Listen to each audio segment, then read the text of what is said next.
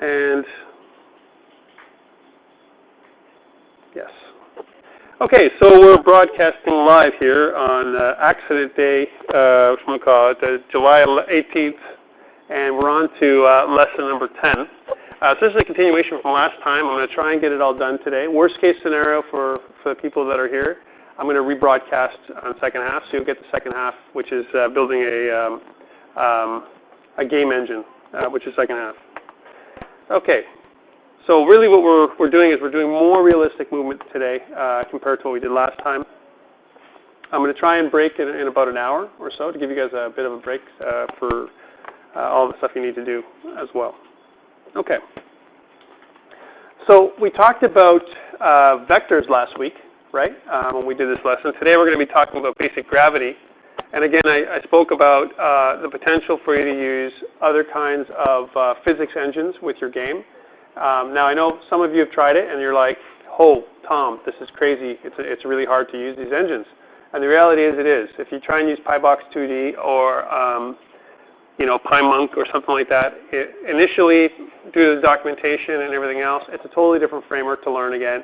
And in a short space of time, to try and do it all, it's really hard to make that work. So the great thing is we're going to talk about the minimum requirements for you, and which is we're going to create some of our own gravity based on some of the criteria and the type of stuff we talked about last time in terms of the vectors, the changes in the way your object moves, your sprites, and so on, to kind of simulate gravity. So let's read this. So trajectories normally near a planet, and we're talking about gravity around a planet now, follow parabolic paths. Parabolic paths mean they're not quite round, right? They're going to follow a path that kind of goes in close to a planet and then zooms back out again. And we're going to see that when we check out some of these examples here from lesson 9. Because again, we're going to look at the lesson 9 archive today for the examples. So the horizontal speed of a projectile stays nearly constant, right, in a game until some other force works on it. Okay, so when you have another physics, some other piece of energy that works on an object, then it can change the arc of a bullet or something else if you apply gravity. Last week we did this example with these cannons, and if you notice, they all fired off, but they all fired off, in straight lines. And actually, with the other class, I extended my cannon example. Let me see if I can pull that up for you, so I can show you. And again, we were into lesson 9 last week, so. So here it is. Here's turret pi. And turret pi originally, again, it was just the turret that we were looking at from last week, right? And then we said turret fire, right? And the turret fire, what I've added here, or what I had added last week, was the ability for me to create multiple turrets and multiple shells to fire the gun, right? Which is important, right? How we would do that. So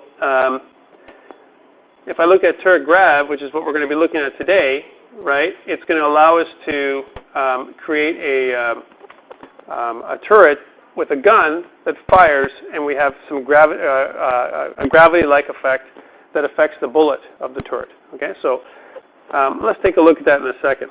Okay, the other thing is I modified for your pleasure follow mouse.py, and I wanted to show you that before the day was done, so I might as well do it now. So here's what follow mouse.py looks like now. Okay, let's see if I can actually run this puppy without it crapping out. All right, maybe it already ran.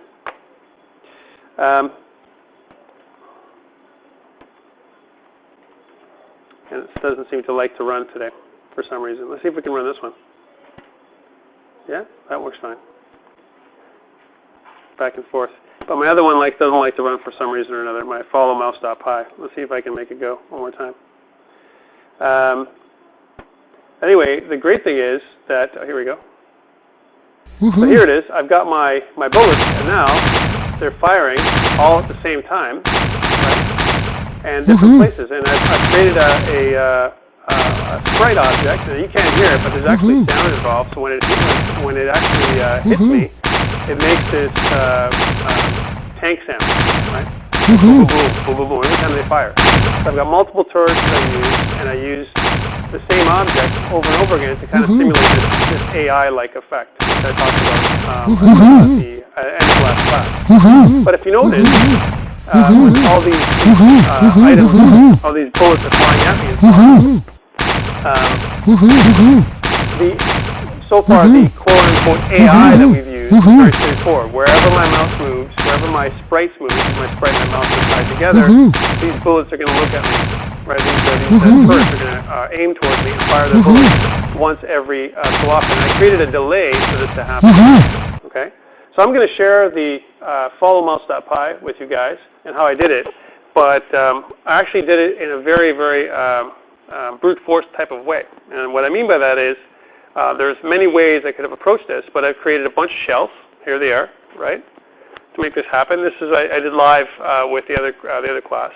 And I created a bunch of turrets, but I modified the turrets class to allow me to create turrets at different places, like I did with you guys, and allow me to create a shell, because remember, the turret that we had for follow mouse didn't have a shell passed into it at all. So I've passed in different shells and so on.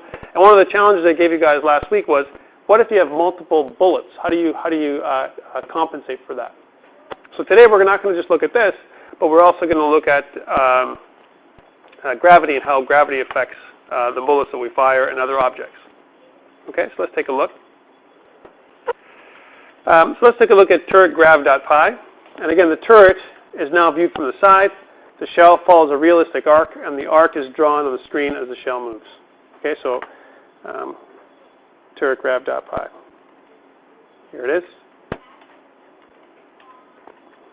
Okay, so here's the turret, right? And when I fire the turret, right, I can increase the speed of my bullet, so it doesn't feel as much gravity.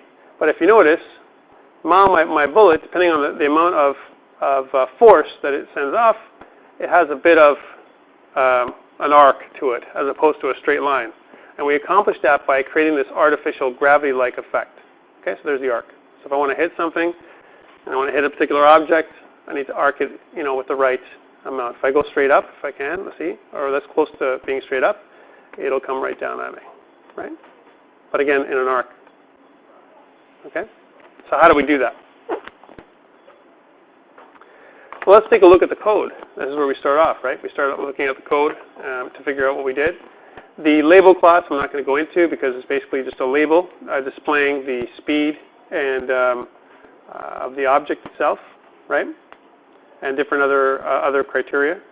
The turret, okay? I mean, this is something that's different. We are taking in a shell, just like when we did a turret shell.py, right? The turn rate here, as an example, is 10, which means 10 degrees at minimum. If I made this 5, it would turn slower, but it would be more accurate. My initial direction is 45 degrees, right? And if you remember, if 0 is pointing to east, 45 is just north of that. Okay, so it goes to the left, right? 45. And if you notice, again, if I run this, the initial direction of my cannon is up and to the right, right? If I was to change this direction, again, just from a control perspective, the way this has been written, and if I change this to 90, it'll be up straight up and down, right? So let's take a look at that.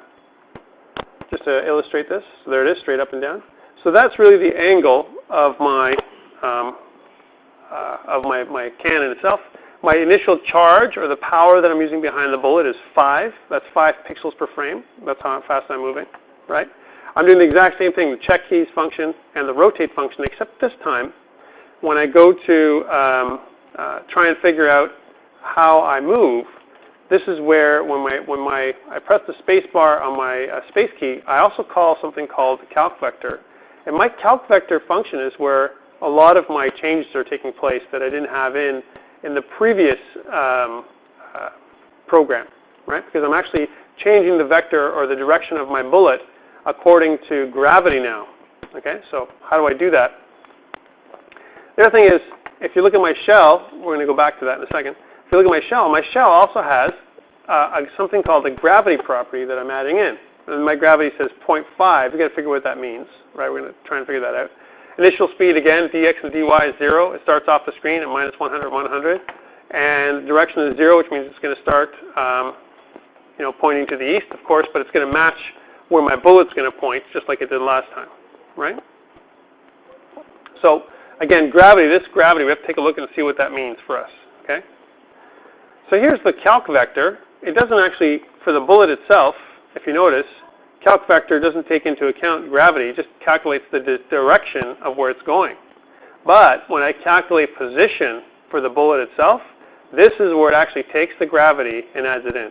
So here's compensation for gravity. So self.dy plus equals self.gravity. And now my original gravity is 0.5, which means if my dy position, that means the up and down portion of my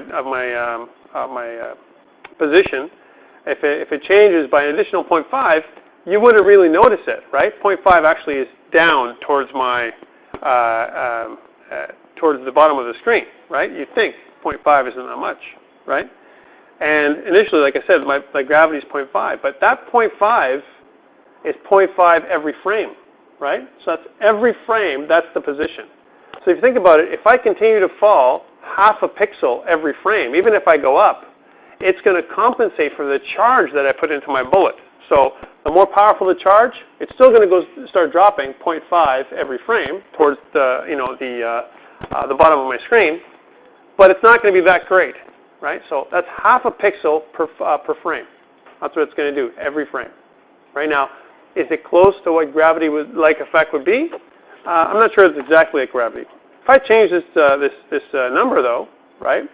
Instead of 0.5, if I go 0.7 or something like that, or let's say 0.9, not quite a pixel, right? But and then I change that and I run it, right? Now when I aim my bullet, right? Here it is. If I drop it, it just drops right away.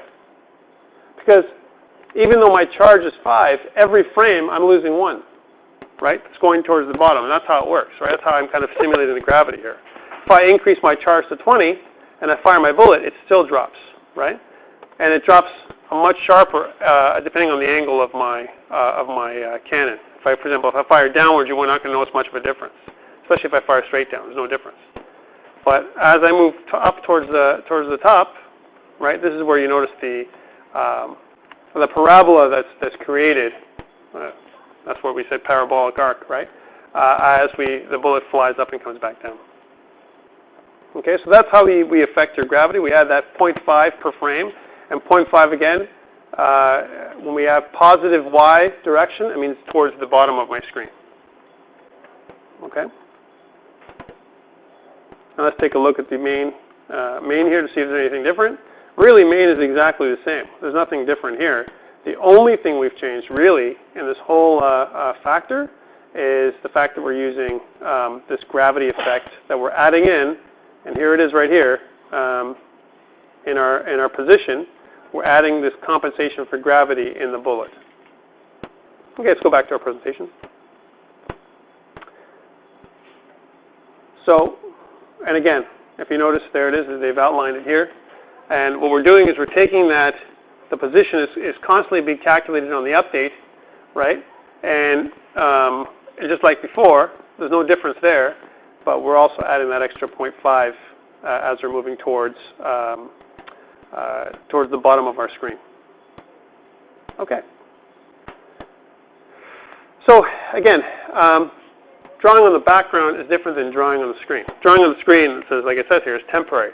To keep the drawings, that you have, you need to draw on the background itself. So if I draw on the background with whatever I do, with a line or whatever, it'll stay. Because my background is a surface object. The screen isn't the surface object. The screen is the top level window. It's a container of a different type. Right? So let's take a look. If I wanted to draw a line behind the shell that I'm firing, then I would actually link my shell to the background, not to the screen. So let's take a look at this other one now. We're going to move on from the shell, right? There's one called CARVEC, right, which is a little bit different, right? We're going to incorporate a different method into vector projection for vehicles, okay? We're going to move on to this now. So carvec.py, again, it's still in the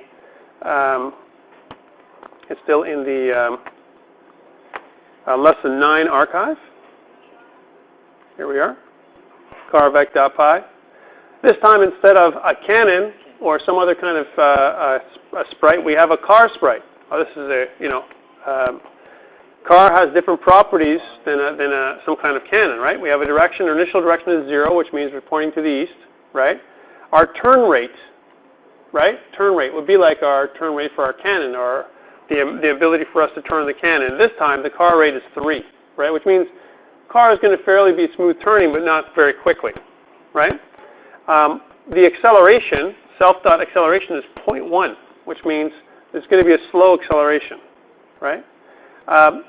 Self-x and self-y is where we start off for the car, and that's the middle of our screen. Our initial speed is 0, and we're going to basically say the center of the rectangle is equal to the initially set to the x and y of the car's position. Okay. On update, what am I doing? I'm checking keys again. I'm rotating the car. I'm checking for any rotation. I'm calculating the vector, the new position where I'm going to be. I'm checking my boundaries to make sure that wherever my boundaries are now, or, if I've gone outside my boundaries, I'm doing a kind of boundary check. And then I'm going to set my center to the new self-x and self-y after I've rotated my car. Because remember, when I rotate my object and I'm doing a transformation, computation, right, my center has to be reset, or else it'll look like a funny change in position. Okay.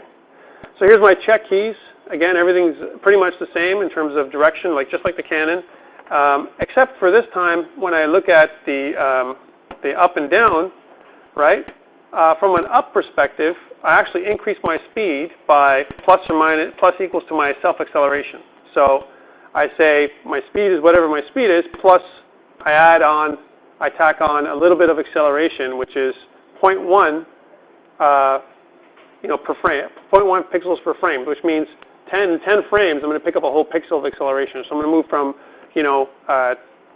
whatever my speed is initially, a little bit faster, a little bit faster. When I get to 10, I'm going to equal to 10. I'm not going to let the car accelerate beyond 10 pixels per frame.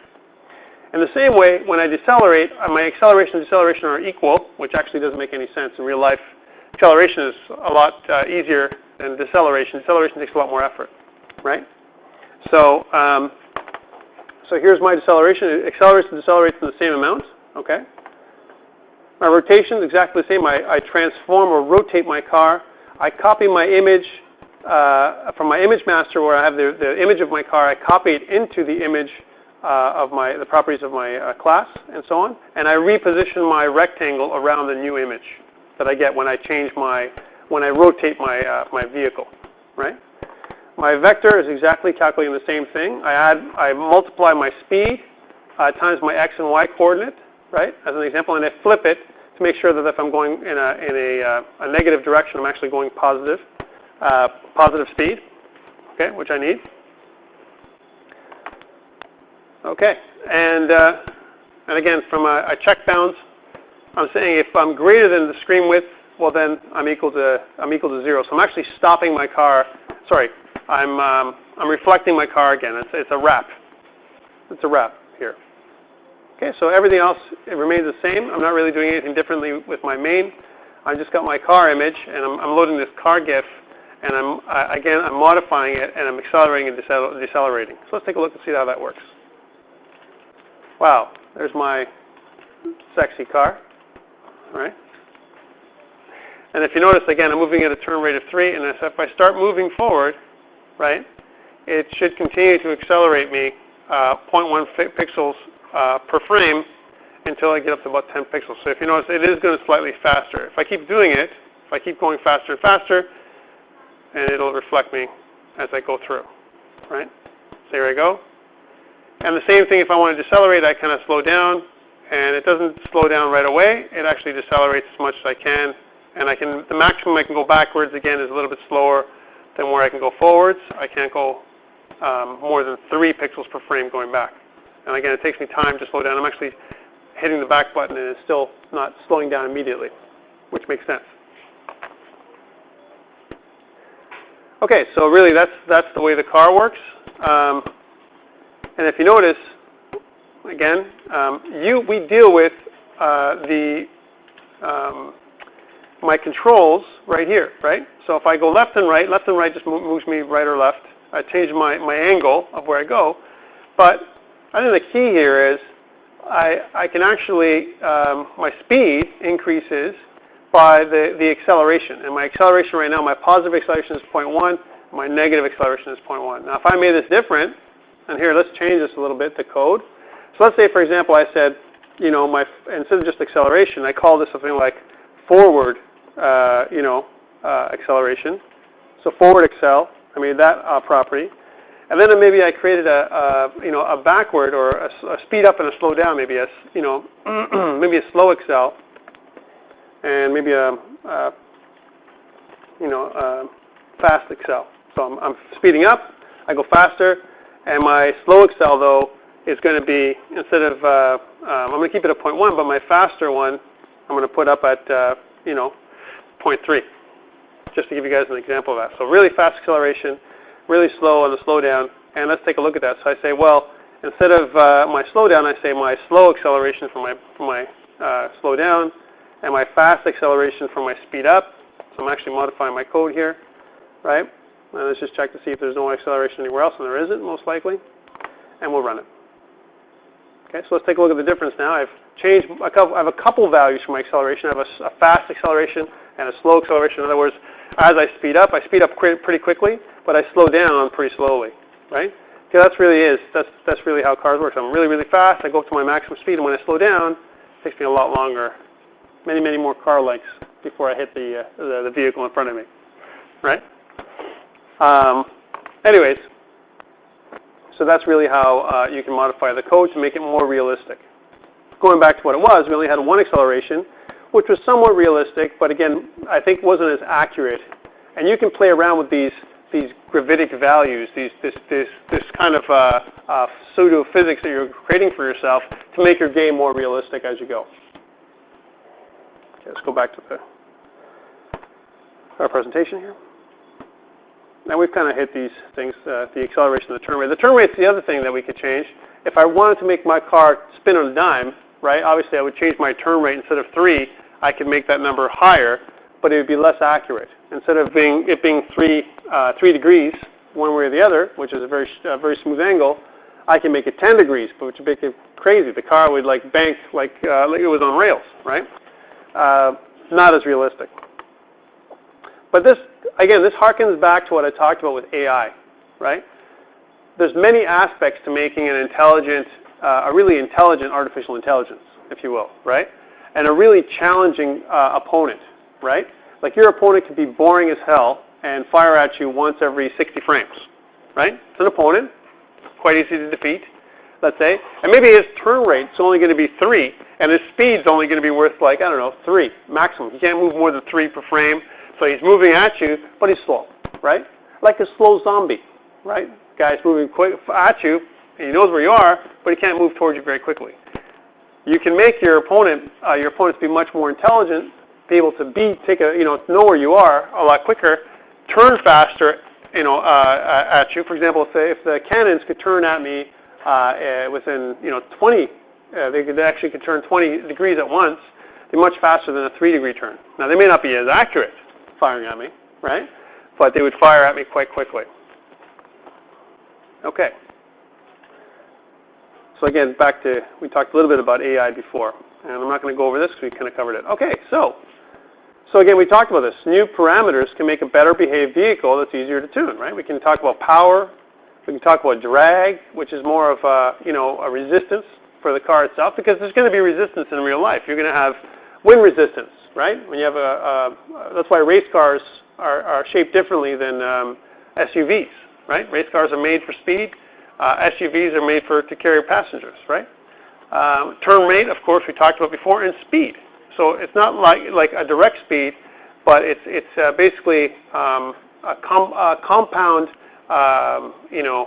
value of both the power that you put into the vehicle to go forward and the drag or the resistance due to the wheels of the car being on the ground and the wind speed as it, wind resistance and so on. And again, like I mentioned, your car can be shaped in a way that, in real life, that kind of makes it so it has less resistance. Like if you notice, most of our cars are shaped more and more like wings of a plane, right? As we go forward. And actually in Japan and different places in China, they have a lot of these model cars that look like the wing of a plane, right? And the front is very pointed and the back is very round. And the reason for that is because that's the best when it comes to wind resistance. It doesn't make for a very pretty car though, right? Unless you kind of spice it up. Once you put wheels on it, then you add wind resistance right there, right? So until we have flying cars anyway, our cars are going to be shaped similarly. So again, let's take a look at that car parameter.py program to kind of simulate more of that more realistic movement. Okay, so here's the car again, and this time I have different values, right?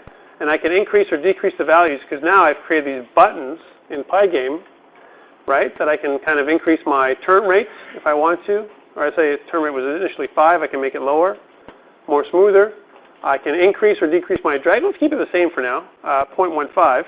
But let's have my power at 6. 6 is the total movement for my car. And if you notice, it decelerates right away. If I take my finger off the button there, it kind of reduces the speed based on the drag because there's a bit of drag in front of me, slow the car down.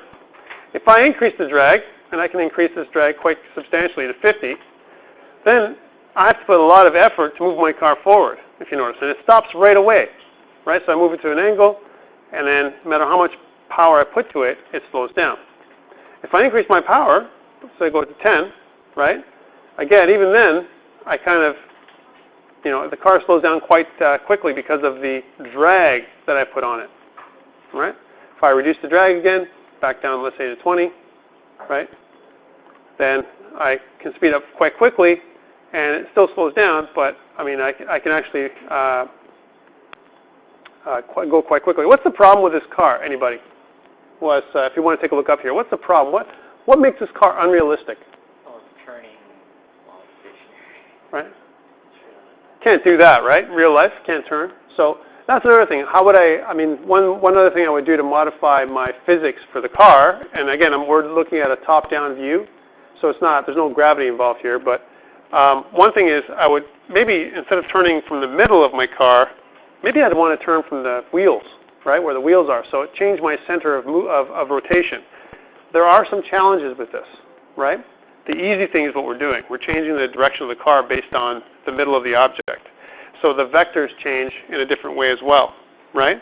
Because once I rotate the object, if I was only going to rotate it from the front or the rear, depending if it's front-wheel drive or rear-wheel drive, which is more realistic, the car would change directions in a different, there'd be a different behavior associated with the car and different physics, right? So please be aware that this, even though it's a bit better, it's still not accurate, right? It's not accurate for movement, car movement. The car shouldn't be turning at all if the speed is 0. And again, you can figure that. You can figure out, so if the car, no speed, then the car can't move. You can turn your tires, yeah, right? And that's something that maybe what the next iteration of this car would be. You'd have, maybe we could zoom in and you create tire sprites that would move right and left, so you can actually show that you're changing direction, and then you're moving in the direction of the actual tires, and the body of the car is dragging behind you. All right, there's a whole other set of physics there, and you have to play with it quite a bit to get that. Okay.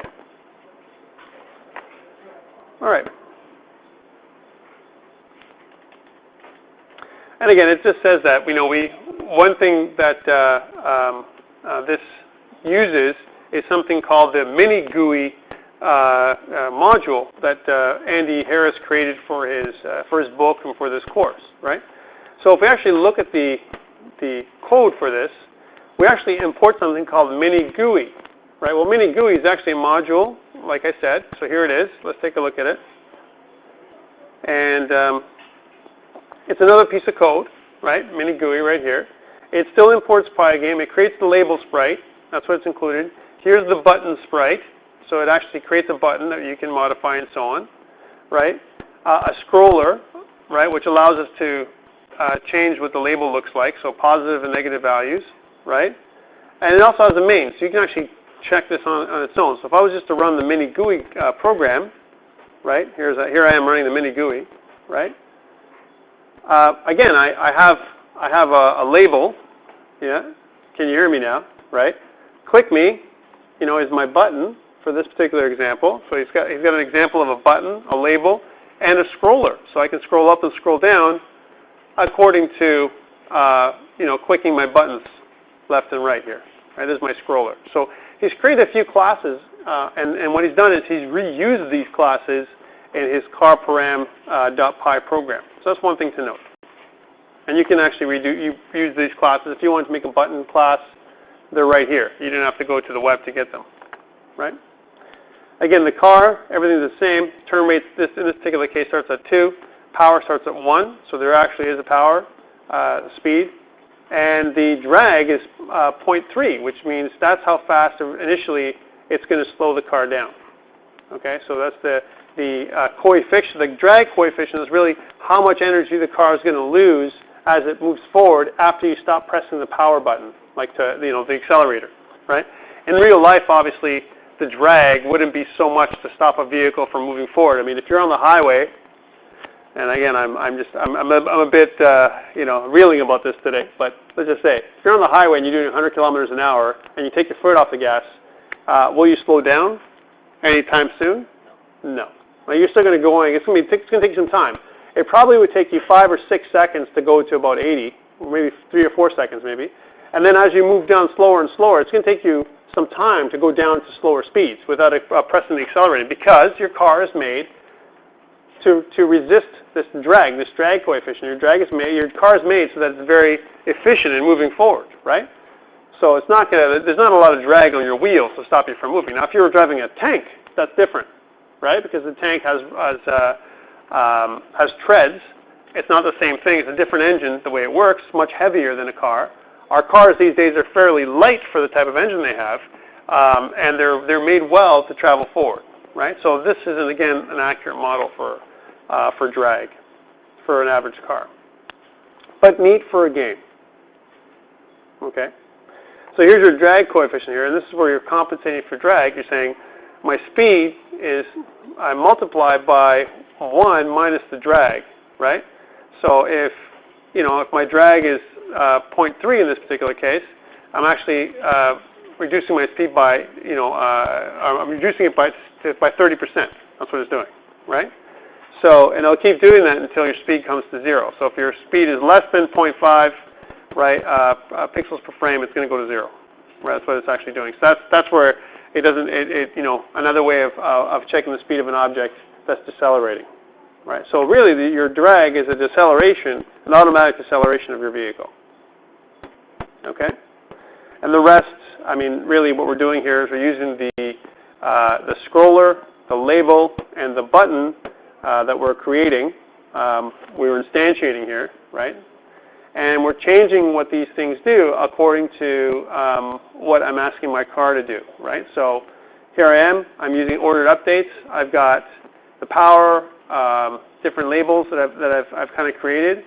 And I've also instantiated the drag. All these different things are part of my, there are different labels and scrollers and so on that I'm putting on the screen to make my car go. And of course the car itself, which is I'm instantiating them. I'm updating them all at once inside this all sprites group.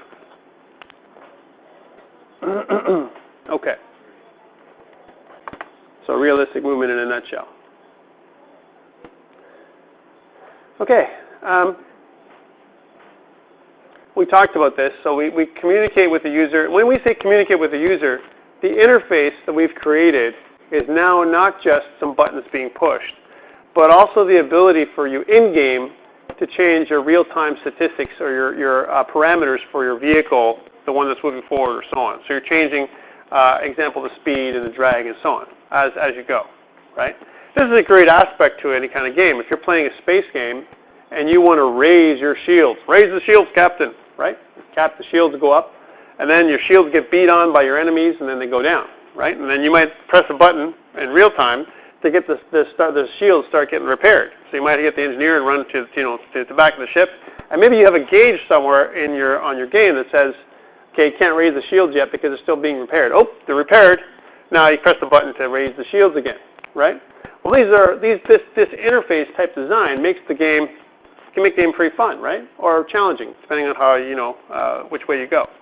So that's why it's a good example to look at things like Mini Gui.py as an example of a library that you can create for yourself that you can incorporate into your games. And if it's a successful class that you're using, for example, if you make an enemy fighter class and it's really successful and you want to reuse some of the elements of that class, the way they move, the way they learn, their type of AI, and so on, there's no reason for you to recreate it again when you're creating new games. Okay. And they're going to talk here about the way they do their label, the scroller, and so on. I'm not going to go into too much detail here. I'd like you to read this on your own, right? But more or less what it is you've got your Mini GUI, and the Mini GUI is kind of like the interface that's being used by this carparam.py program. Okay. But I want to focus on realistic movement here, and this is where we're going to get to. Compensated for drag, the drag coefficient. We talked about that and the vectors that change. But what happens when we build a spacecraft and we want to kind of create the same kind of thing? We want to kind of, it's different than a car, right? Space travel, you keep going, right? The coefficient of gravity or the coefficient of drag is almost zero in space, right? You're going to keep going. Once I apply momentum, a force in a direction in space, I'm going to keep going in that direction until I'm stopped, right? Pretty much. There is microgravity in space, right? There's gravity from other objects, but they have to be pretty massive for you to be affected by them, right? Or so we've learned, right? But then, again, when we fire a thruster in a particular direction, we keep moving in that direction. Okay, so let's take a look at space.py. And this is the beginning of almost like an asteroid type game that we're going to create. All right, let's take a look at our ship. Well, look at this. We have a bunch of different images for our ship. In fact, I have 4 different images for my ship this time. I have my thrust image, I have my cruise image, I have my ship left or ship right image, right? And if I was going to explore that with fireworks, which I think is important for us to do, let's take a look at that. Let's kill this because they're still firing at me. They're still firing at me, those bastards. And I'm going to look at fireworks in a second. I want to pull up fireworks so you can see the images of the ship, and it's important for us to understand how this stuff works, how we're changing our image as we go. So before I'll let that load up, and then I'll keep going. So again, our x and y coordinate is 100 and 100, so we're not quite in the middle of the screen anymore. Our dx and dy starts at 0, so we're not moving. Our direction starts at 0, so we're actually pointing to the right or east. Our turn rate is 5, which is pretty smooth, 5 degrees we can turn. And our thrust initially is 0, which means we're not moving again. We're doing our check keys, the rotate, the vector, and we're setting our new position, checking the bounds, and all that kind of stuff as normal. And this time, if you notice, when I thrust up, I increase my acceleration by 0.1. So it's a very smooth acceleration. And I don't have a down. I don't have a deceleration button in this particular case. I have a right button. I can move right or turn right. I can turn left. I can go faster, but I can't go slower, right? I can't do that, right? We'll see why in a second. I calculate my rotation the same way as I do before. My calc vectors, there's no difference here at all. My position, that's not different, right? I mean, really, I'm setting my position as the same as I did with my car and everything else. My bounds, I'm still reflecting or wrapping with my bounds. The difference is my thrust is being added in per frame to my x and y coordinates, right? So that's the change in x and y. It's being added in per frame, and then I'm calculating my new position based on the thrust that I put into it. So if I keep on adding, 0.1, I'm going to keep on going. And you know what? There is no limit in this particular case. I'm not stopping myself from going 100 pixels per frame. I keep on accelerating forever in this particular example. All right? There is no gravity that's going to slow me down or anything like that. Okay, which could be a bad thing. We'll check that out in a second too. So here's fireworks. And now I'm going to load my lesson archive again. We're going to go to lesson 9, even though we're in lesson 10.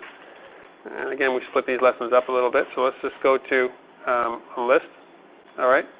And here is, we're going to load up ship, cruise, ship left, ship right, and ship thrust thrust. We're going to open all those images up. Here they are. 1, 2, 3, 4. And I'm going to zoom in so you can see them. So this is ship thrust. Okay, so our little engine goes up here and it starts thrusting. Here's ship right, right? So if you notice, there's a couple of these images that kind of turn on, right? Here's ship left, the opposite, right? Makes sense. We would turn left here. And here's ship cruise, where there's no thrust being put into place at all. So initially, this is the original object, and if I thrust forward, it changes to this. Let me move that to the same thing. So here's 1600%. Let me just move them all to 1600, so just we can see this. Okay, so I'm thrusting. I'm going forward. I stop. Okay, so I'm cruising. Okay, now I thrust again. Right, stop again. Right. I'm adding my own sound effects in there for you. Right. I turn left. Right, both the front and the bottom right fire. So I spin because I spin from the ship itself. And I spin to my left. And then I stop. I cruise. And then I spin to my right to compensate.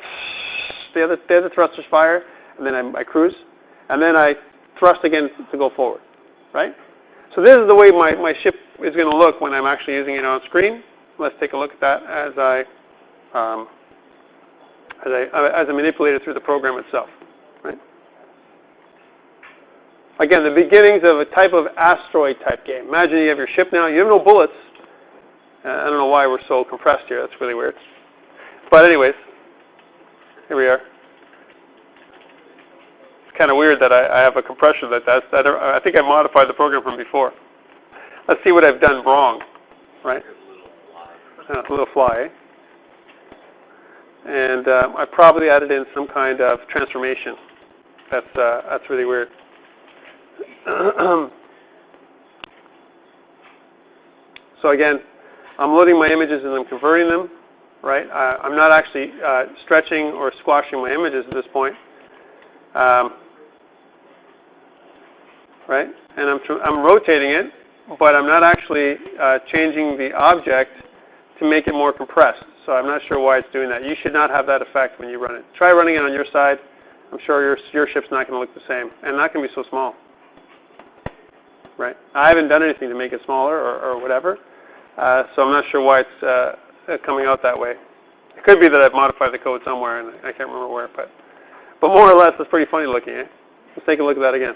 So again, I'm pointing to my right, and then I'm going, and then I change my direction, and I go this way.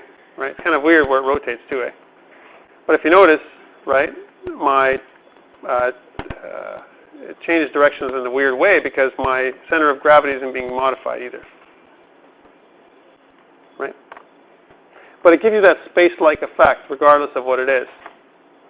So let's take a look here. So I'm loading up my image thrust, and I'm loading them all up into this image thrust, image right, image left, right, image cruise, and once I've loaded them in, then I modify them, right? So if I go to check keys, I go to rotate. If I need to rotate something left or right, and here it is. I'm getting the old center and everything else, and mapping it into the new center for my image master. All that's the same. I'm not changing the size of my ship at all, right? And the one thing that you notice, though, is with the actual object itself, is I'm not telling it the size of my, I'm not really showing the size of my sprite. I'm not kind of telling you how big the sprite is. I'm not saying, well, it's a surface object that's 10 by 10, as an example. I'm not doing that here, right? So that's one thing I've noticed that's different than the other code that I've had. Okay? But anyways, you get the idea. Let's go back to my presentation, and we'll try and fix that for next class so people can see it a little bit regular. Okay, so again, different images that we're using for thrusters and for rotating left and right, for my ship. Again, I set the default image, that's what I'm supposed to do, to image cruise. So it starts off like it's not moving. And then as I apply different thrusters and so on, it compensates for the direction and everything that I'm moving in. Okay? And again, movement is reflective of Newton's first law, which means, an object at rest tends to stay at rest. An object in motion tends to stay in motion in the same direction it's moving, unless another force is applied to it. Okay, and this is the same kind of calculated vector and so on. Let's talk about orbits. Now, orbits, the way orbits work with ships and space is, you have a massive object like a planet, and the planet has mass now, and so does your ship, right? And what's going to happen is if you use the coefficient of gravity, and I'm trying to remember what it is now, but it's actually the gravitational constant of the universe. Does anyone know that off the top of their head? There's actually a number that they use. I'm sure you guys have all learned it if you've taken physics. Yeah, the gravitational constant of the universe. Yeah. That's gravity on the Earth, right? But you can actually figure the gravitational constant of the universe. There actually is a number like that. And if you look it up on Google, it'll tell you what it is. We're going to use it here when we do orbit.pi. Okay, so let's take a look. Huh? 6.6. Times 10 to the negative 11? Yeah. There you go. 6.67 times 10 to the negative 11. That's what the gravitational constant of the universe. Yeah. It's very interesting that we came up with this gravitational constant, but it looks like it works for planetary orbits and for other kinds of motions in space. Right? Okay, so we have our ship again. We're loading up ship thrust, ship, and so on. Same kind of thing, except this time we also have a planet. So let's take a look at our planet. There's our planet. The planet is, interestingly enough, we call it Pluto. In this particular case, we also scale the image. Here's where we actually first scale it, 30 by 30. So it's actually a round image. And we've given it a mass, like a very massive object. Like it's quite big, right? Like if you look at that number, it's huge. It's crazy big, right? We put it in the middle of our screen, so it's got a lot of gravity. Okay, let's run it and see what happens. So hopefully our ship won't be misshaped again. Let's take a look. Oh, it is. So as you notice, right, I'm in gravity. I'm in almost like an orbit. And I'm drawing an orbit around the planet itself. I can rotate my object again, even though, despite how weird it looks. And I fully believe, guys, the reason why it looks like this is because Python 2.7 is modified a little bit differently than yours. Works differently? No, it's not. Mine's working. I think it shows the right image. Yeah, this is yours. Yours should be actually round, not this, right? I did 2 planets. So if I actually thrust out of this planet, I can thrust out of the gravity. But what's going to happen is slowly, because of the massiveness of this object, it's going to try and pull me back towards it, right? Slowly. And if I continue to thrust and I change my direction, it'll try and warp me as close to the object as possible and create this new parabolic arc that my object will take. So again, to create almost like a realistic movement for the object itself.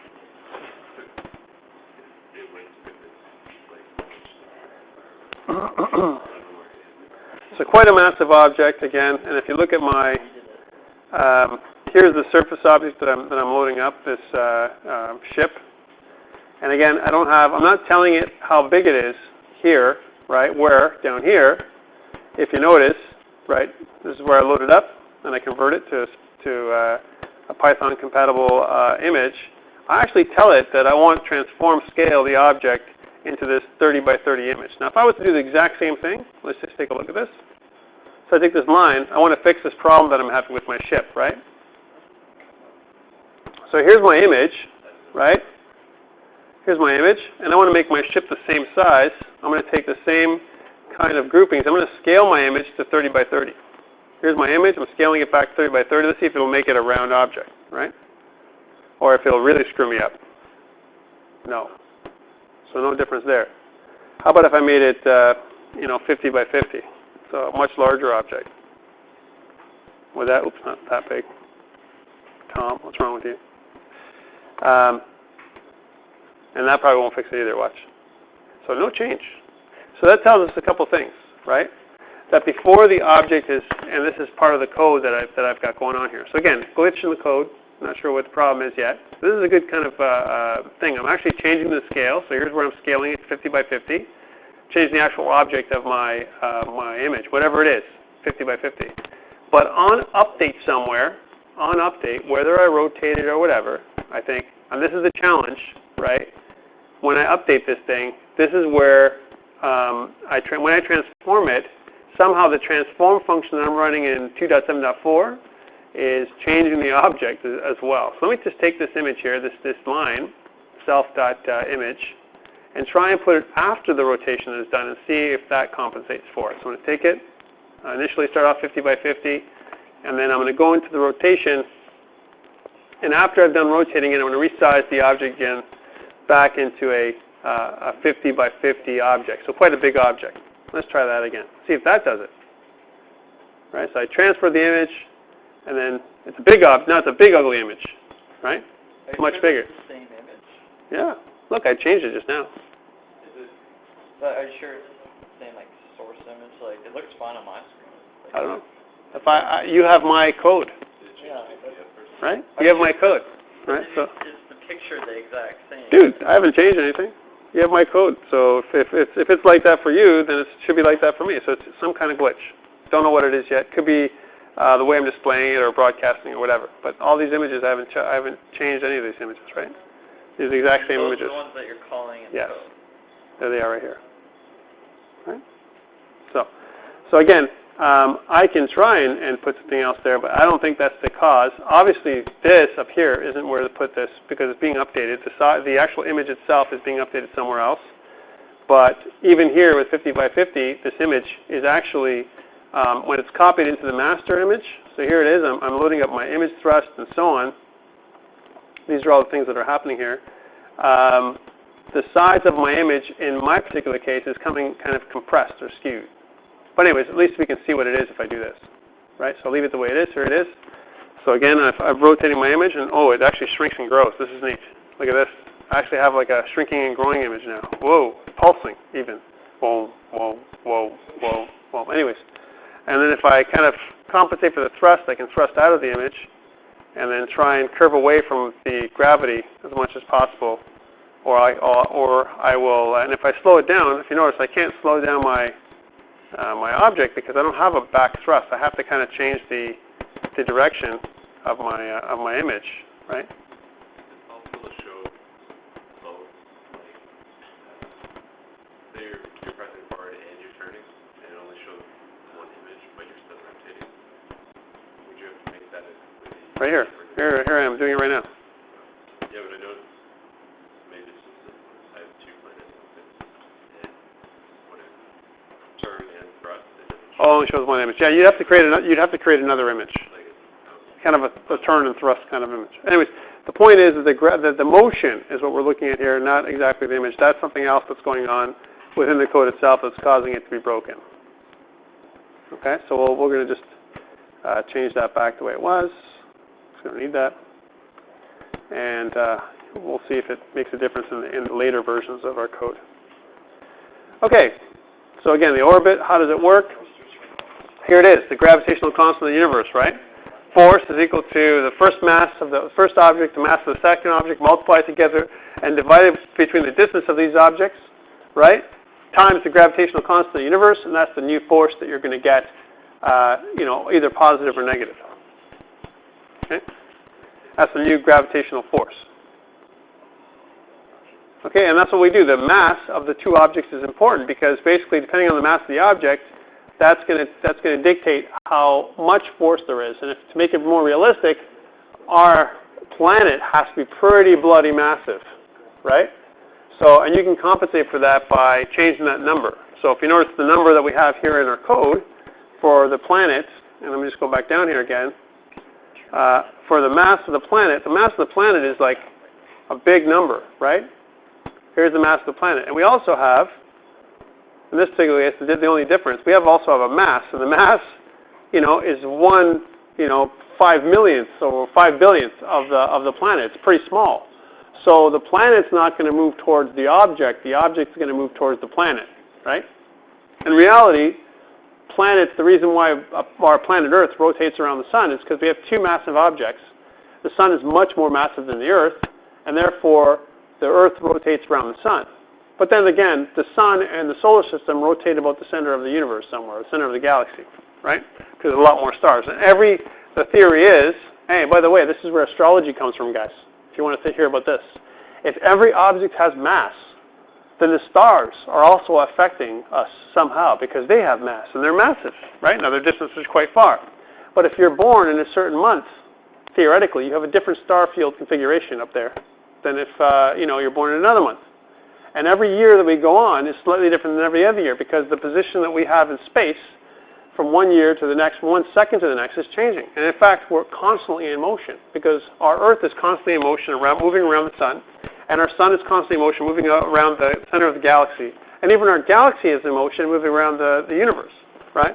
So we're constantly in motion. So theoretically, if we had a teleporter, as we digress, and if I teleported from one point on the Earth to the other, I'd have to compensate from the gravitational constant of the universe, the motion that the difference in motion between now, this second, and the next second, which we're moving quite quickly, right? And then add that into my new location in space, in time.